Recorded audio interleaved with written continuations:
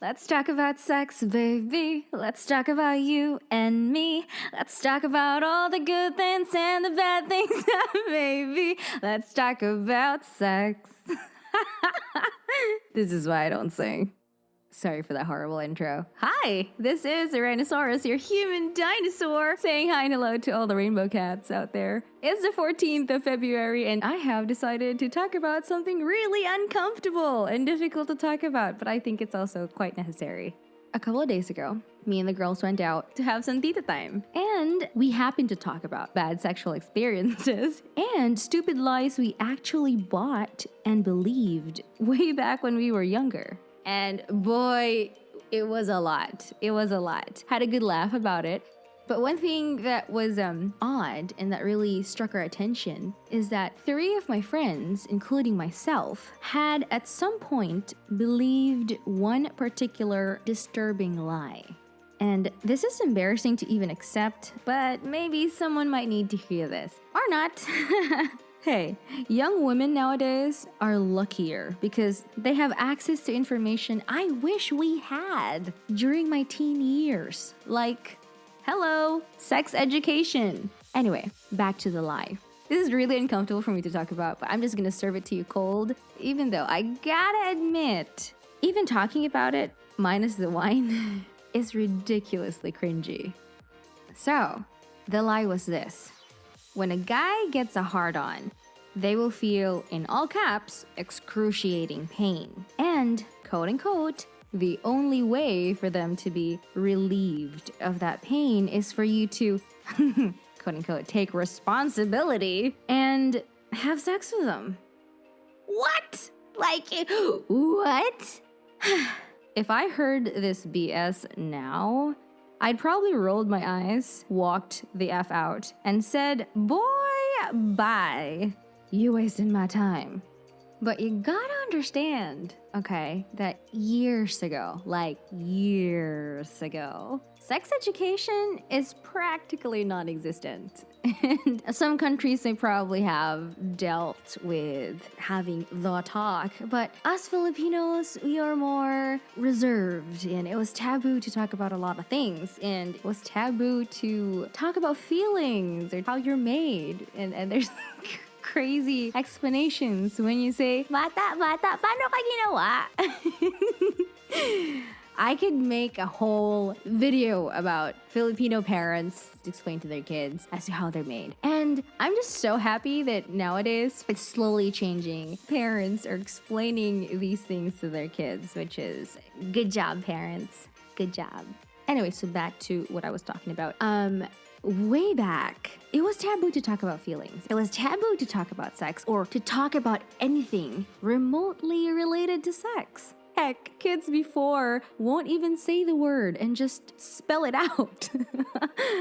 When I was 13, I kid you not, I thought a kiss could get me pregnant. So, when a boy stole my first kiss, I went home crying, bawling my eyes out, and boy, that made quite a scene. And that's a story for another day.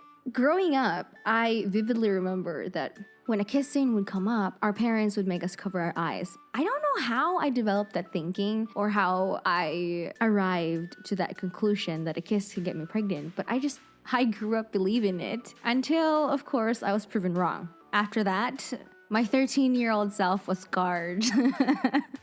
After knowing a lot of other things that comes after kissing. Anyway, sex education, boundaries, consent, etc. wasn't discussed or taught. So, they're vulnerable. The guy, on my case, was 9 or so years older than me. So, it was clearly not a case of poor sex education on his end because he knew better. He had experience and he knew what was going on. On top of that, it wasn't an isolated case. I have 3 other friends who also heard this BS. That means it was alarming and disturbing. That means there are multiple guys going around spouting nonsense and manipulating clueless, young, underage women who doesn't know any better to get what they want. I don't know who started this lie, who created this lie, but whoever you are, mister, you might probably be 6 feet below the ground, who knows. But I wish you all things unpleasant. And for those people, who has used that even though you know better? Change your ways or I will hunt you down and your soul shall crumble in my hands. Okay, I got really carried away. Anyway, to whoever that needs to hear this. If someone pressures you into doing something you are clearly not ready for, something you verbally expressed that you don't want to do yet, and or will guilt you into having sex, or worse, feel entitled to have sex with you, tell them to jerk the fuck off. Tell them bye Felicia, and you do not want to see them ever again. And if you still don't get what I mean, there are other ways a person can do to get some sort of relief without involving sex with another person. Capiche? Come to think of it, there are a few things I'd like to advise my younger self.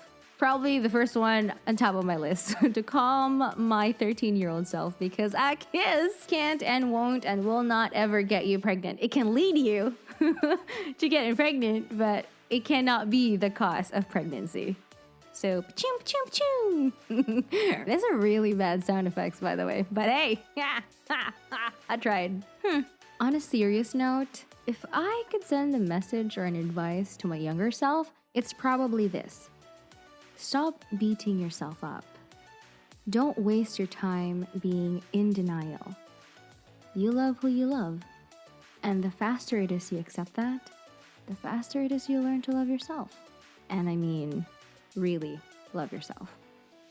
How about you though? What are the things you wish you could say to your younger self now that you know better?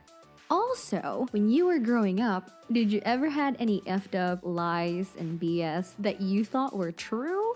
If yes, I would love to hear them. Hit me up and let's have a good laugh over it. A friendly reminder to keep it safe.